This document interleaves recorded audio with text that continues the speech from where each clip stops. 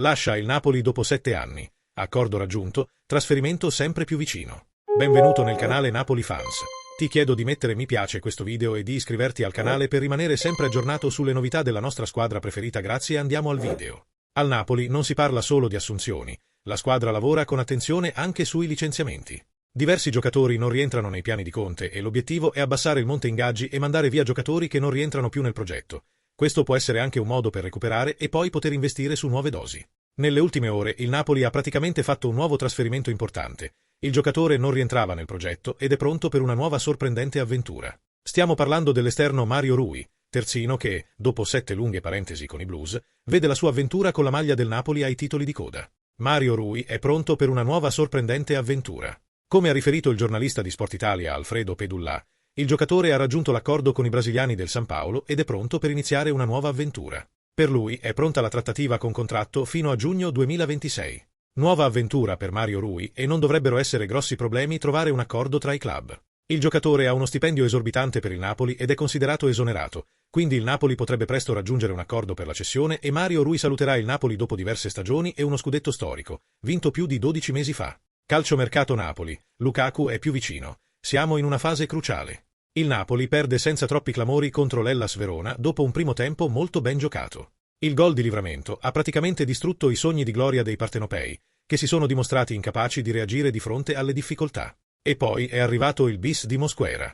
Non è solo questione di comprare o vendere giocatori, quello che manca alla squadra di Antonio Conte è lo spirito. Sorprendente, considerato che le squadre del tecnico salentino si sono sempre distinte per la grande energia in partita, anche nei momenti difficili. Ciò che è chiaro è che serve qualcosa in più per uscire dai momenti bui della partita, qualcosa che il Napoli in questo momento non ha. Ma non ti alleni in giornata e non compri dal mercato, quindi quella sarà la sfida più importante per Conte. C'è tanta attesa per capire come andrà a finire la storia di Romelu Lukaku, da tempo nel mirino del Napoli.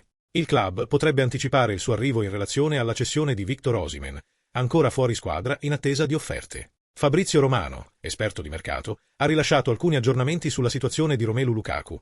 Lukaku e il Napoli sono sempre più vicini. Siamo nella fase cruciale, la trattativa sta entrando nel vivo. La decisione del Chelsea è chiara, Lukaku e Osimhen sono questioni separate. Concentrazione totale sulla vendita di Lukaku, poi forse la storia di Osimhen negli ultimi giorni.